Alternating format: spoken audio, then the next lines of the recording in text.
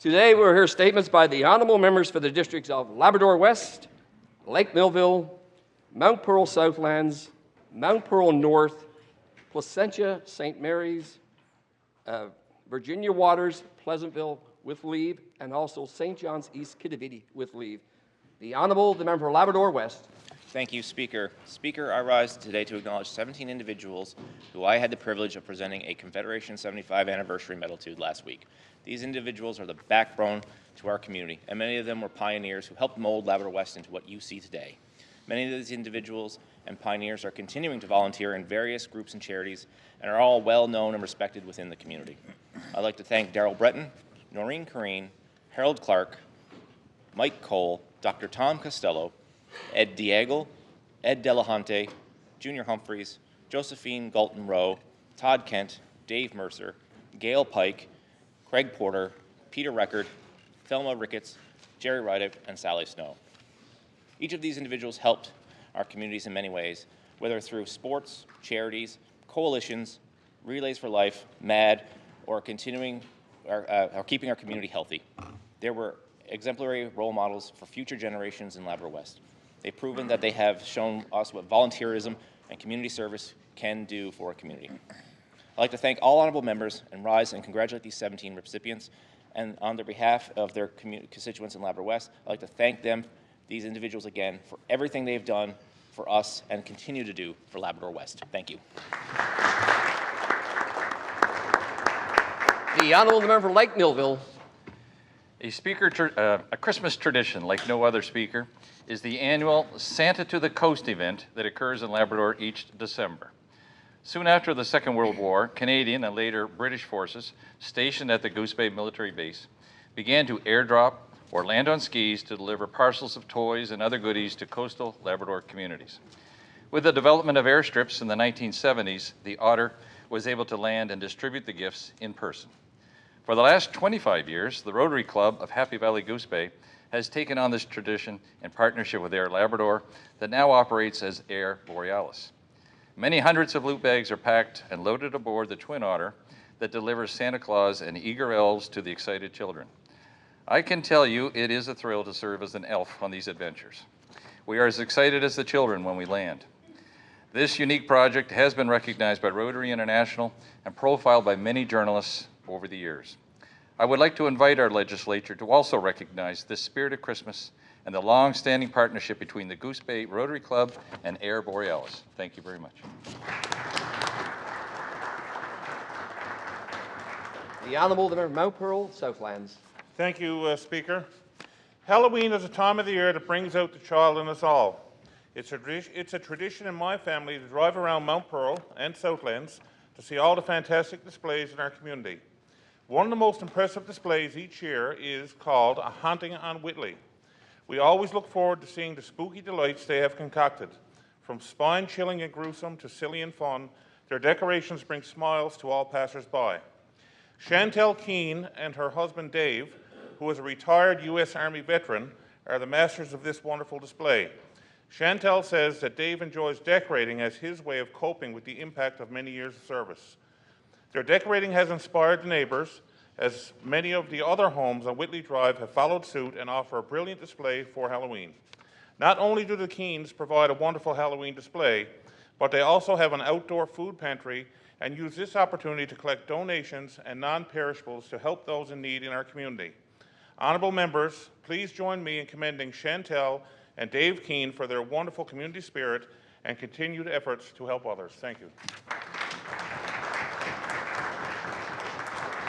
The Honourable, the member for Mount Pearl North. Speaker, on September the 25th, I had the opportunity to attend the official opening of Escalon Wellness Centre Clinic in my district of Mount Pearl North.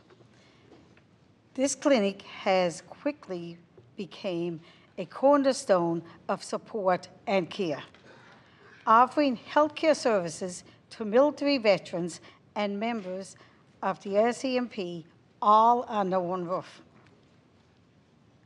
Our veterans and RCMP members have served our country, standing on the front line to protect the safety, security, and freedom we often take for granted. When their active duty ends, many return with visual injuries, but also with invisible scars, post-traumatic stress disorder, chronic pain, and other mental health challenges. By bringing these services together, this clinic fosters a holistic approach to healing and wellness, and most important, offer our retired servicemen and women the care that they deserve. In a place they feel comfortable, all with the respect and expertise that understands their challenges. They provide a free space for these women and men to meet on a daily basis to offer support to each other through social activities such as music, games, and lots of education and self-supporting events. Speaker, I ask all members in this House of Assembly to join me to say thank you to the professional service in our community. Thank you.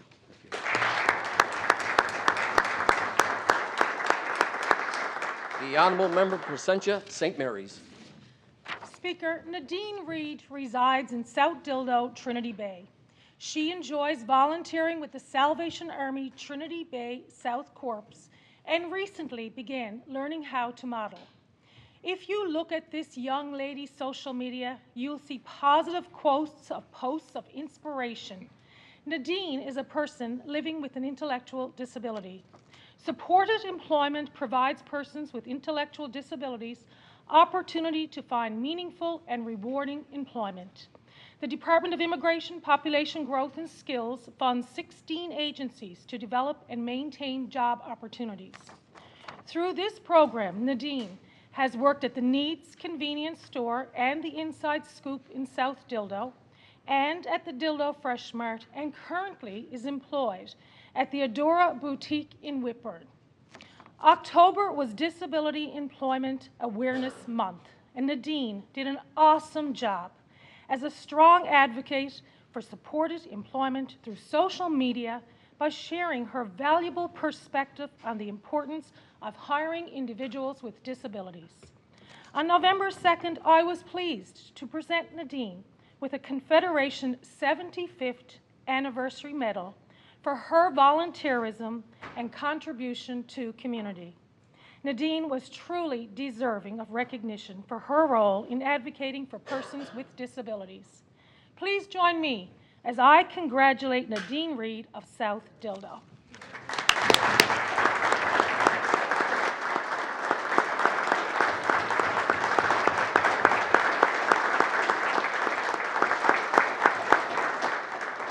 The Honourable Member for Placentia Waters Pleasantville with leave. Does the member have leave?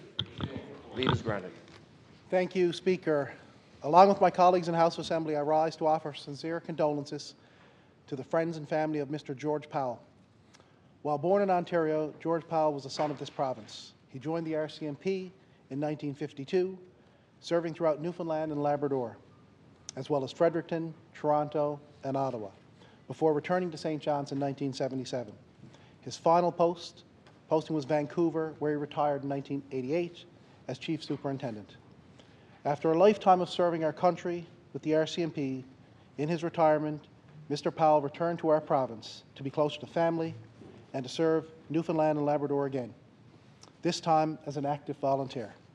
From the RCMP Veterans Association to the Canadian Baptists of Atlantic Canada, from Festival 500, and even as a volunteer visitor at Her Majesty's Penitentiary, Mr. Powell certainly had a hand in a variety of community organizations and helped others whenever and wherever he could.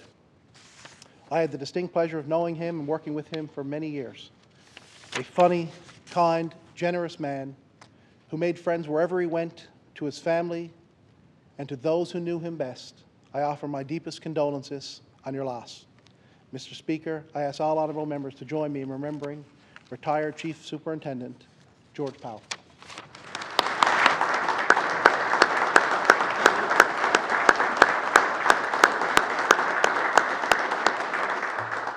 The Honourable, the member for St. John's East, Kiddivity with leave. Does the member have leave?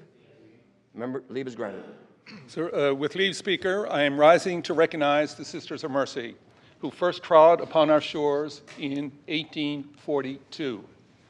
The Sisters of Mercy have made valuable contributions to our province. St. Clair's Mercy Hospital is where they are best known for their work in healthcare.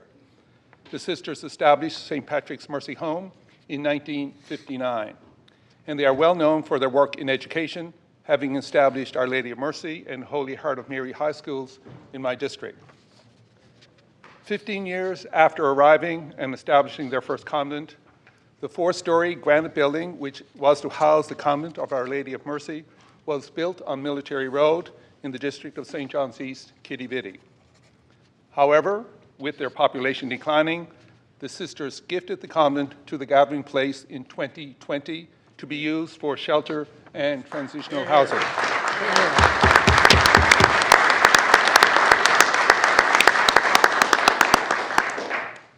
Quite so, the building is named Mercy House to honor their mission of compassion and charity. Since first arriving from Ireland, the Sisters of Mercy have spread across the island, into Labrador, and even into Montsefu, Peru. I ask my fellow members to join me in thanking the Sisters of Mercy for their valuable contributions to the people of Newfoundland and Labrador. Thank you.